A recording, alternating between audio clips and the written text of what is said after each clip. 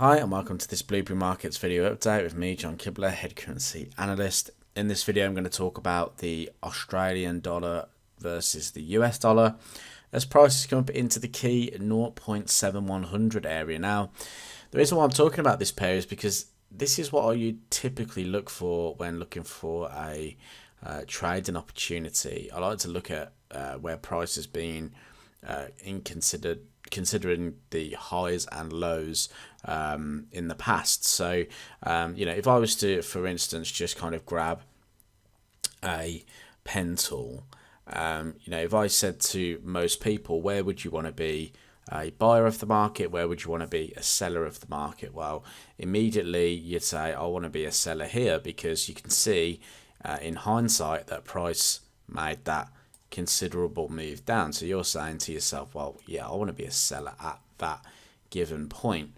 I can then look at other places. So where would I want to be a buyer of the market? Perhaps I'd want to be a buyer down here. Alternatively, would I want to be a buyer down here, in here, for instance, as well?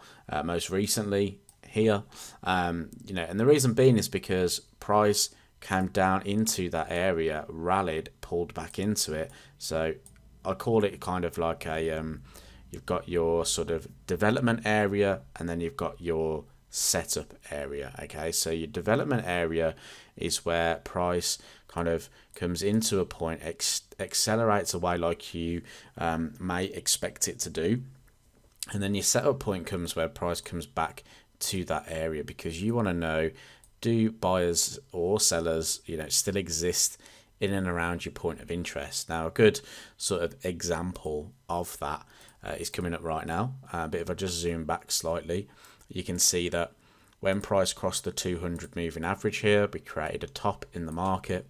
Price moved to the downside. So that's something I want to look at in terms of, well, why has price moved the way it's moved there, and who can drive price from that point? Well, the only people that can really drive price from that point are the institutions. They're the ones that have the funds to be able to push prices the way they do. So what I like to then do is mark out that previous high. Now you can do that how you want it, whatever you want to do, but I like to just mark that up. Now I'll just set an alert in and around that area to say, well, if price comes back to that area, will sellers still want to sell from that previous price? Sometimes they don't. Sometimes we get a small reaction, price then trades through. It's not guaranteed that price will fall again from that point, but what it does is it alerts me to have a look at the price action around that point.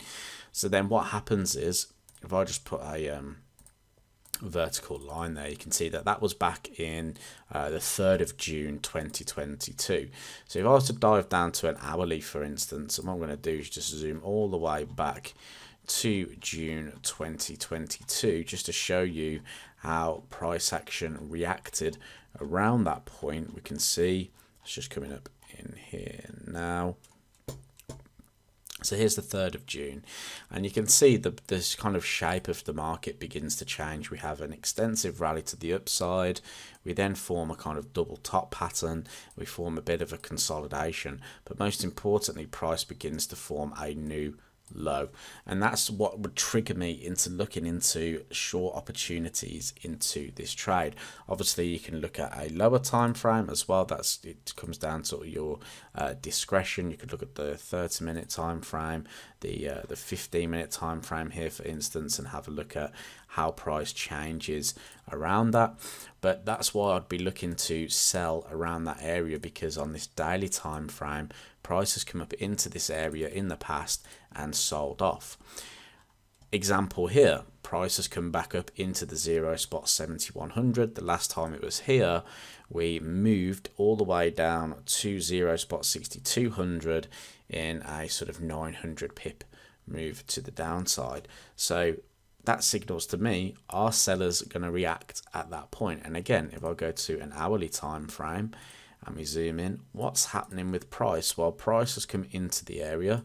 We've seen that price has sold off from the area, tried to climb back up. Sellers are all, really interested in getting short here now at around about the 0.71, and you can see that we're kind of forming a bit of a sort of consolidative pattern here. So I've got a feeling that if price trades below that low there and creates the new low, there could be some downside to be had for the Aussie US dollar price. You know, you could then put some barriers in the way in terms of, you know, you have this trend line running through here, that could be targets for price, things like that.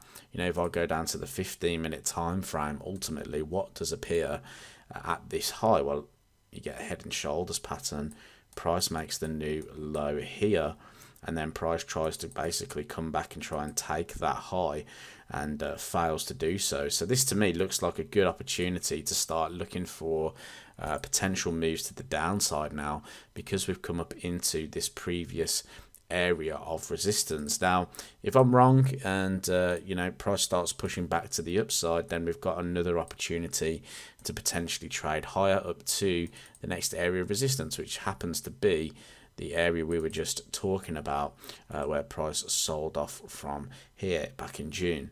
So I'm looking to see if traders will now push price back to the downside, maybe back to the 0.6875, where we talked about getting long in the market. Again, look at how price reacts down at the 0.6875. This was a daily level of support. The hourly comes up, it breaks through highs, it comes back, it makes a higher low. Price then trades through, we get the higher high pattern. You know, that's a good sign that price is going to continue to push to the upside, and it did. It took this high out in here and is now forming a resistance zone through there for price to potentially trade to the downside. So hopefully that makes sense. Looking at 0.71 for some downside pressure now on Aussie. If we do get that, there could be some opportunities to trade back down to the 0.6875.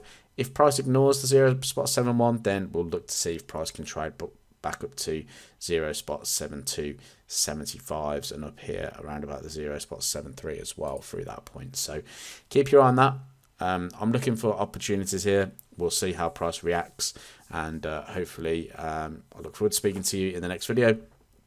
If you are sticking around, please like the video and subscribe to the YouTube channel. We're really close to 10k now. I would love to get us to 10k subscribers, and yeah, thank you for anybody who has subscribed recently. Really appreciate it, and I'll speak to you in the next video.